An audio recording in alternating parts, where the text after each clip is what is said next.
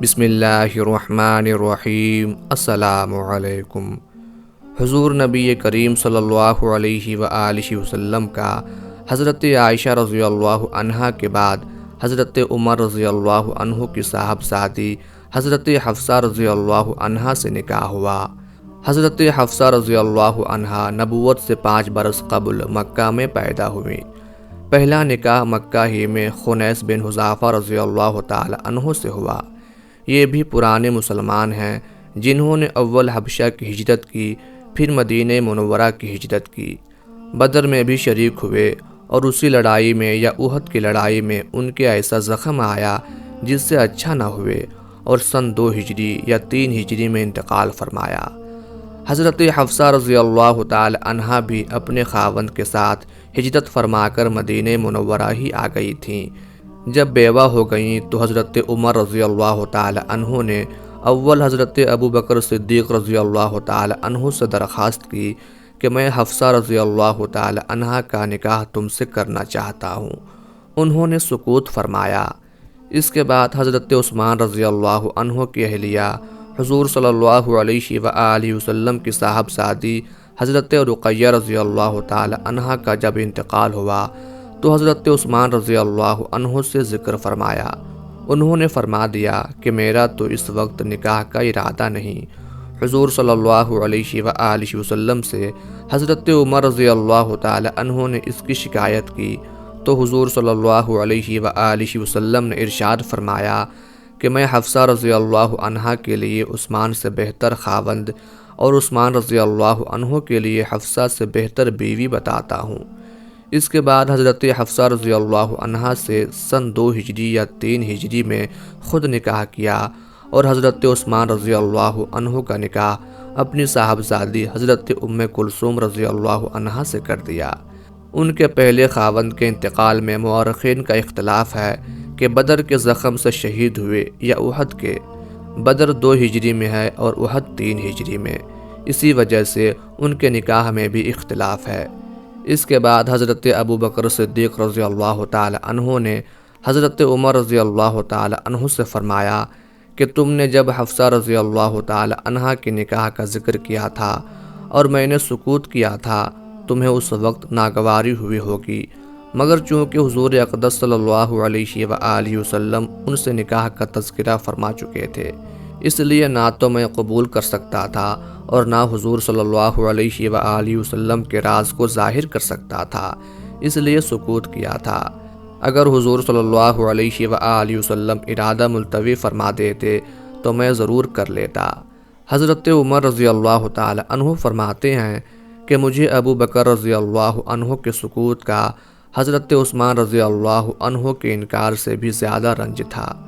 حضرت حفصہ رضی اللہ عنہا بڑی عابدہ اور زاہدہ تھیں، رات کو اکثر جاگتی تھیں اور دن میں کثرت سے روزہ رکھا کرتی تھیں۔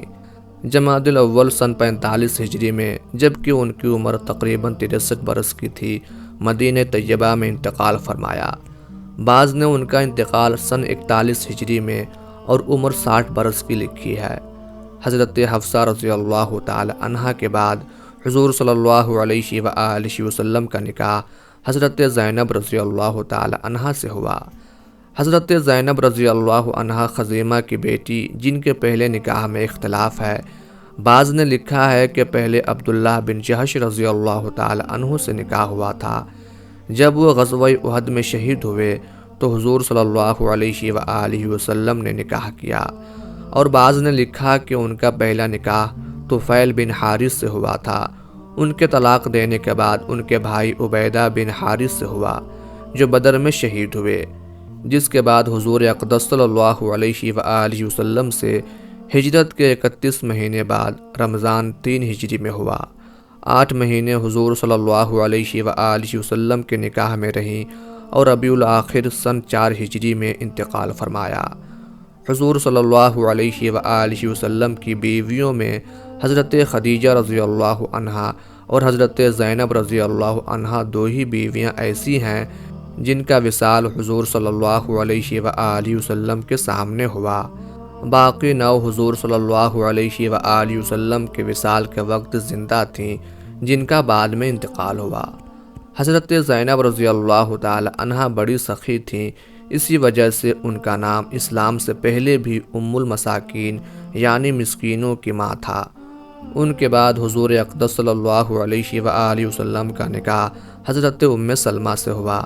حضرت ام سلمہ رضی اللہ تعالی عنہا ابو امیہ کی بیٹی تھیں، جن کا پہلا نکاح اپنے چچا زاد بھائی ابو سلمہ رضی اللہ تعالی عنہ سے ہوا تھا، جن کا نام عبداللہ بن عبد الاسد تھا۔ دونوں میاں بیوی ابتدائی مسلمانوں میں سے ہیں۔ کفار کے ہاتھ سے تنگ آ کر اول دونوں نے حبشہ کی ہجرت کی، وہاں جا کر ایک لڑکا پیدا ہوا جس کا نام سلمہ تھا۔ حبشہ سے واپسی کے بعد مدینہ طیبہ کی ہجرت کی، مدینہ منورہ پہنچ کر ایک لڑکا عمر اور 2 لڑکیاں پیدا ہوئیں۔ ابو سلمہ رضی اللہ تعالی عنہ 10 آدمیوں کے بعد مسلمان ہوئے تھے۔ بدر اور احد کی لڑائی میں بھی شریک ہوئے تھے۔ احد کی لڑائی میں ایک زخم آ گیا تھا جس کی وجہ سے بہت تکلیف اٹھائی۔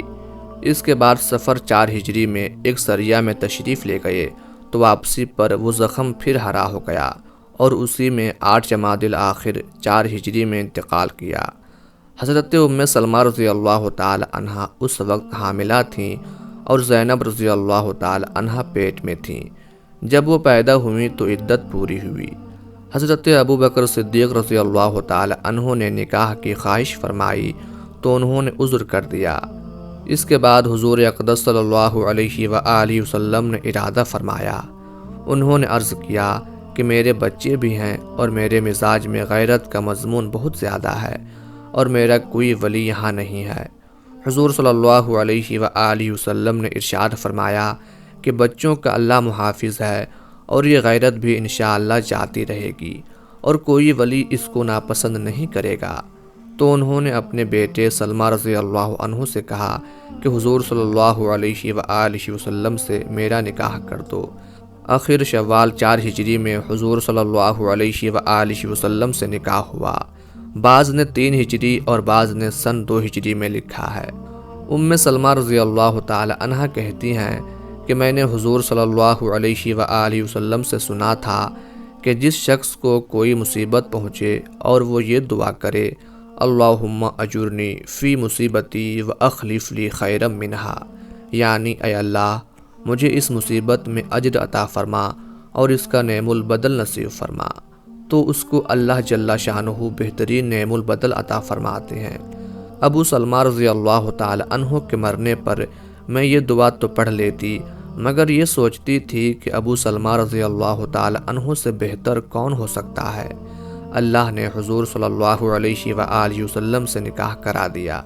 حضرت عائشہ رضی اللہ تعالی عنہا فرماتی ہیں کہ ان کے حسن کی بہت شہرت تھی۔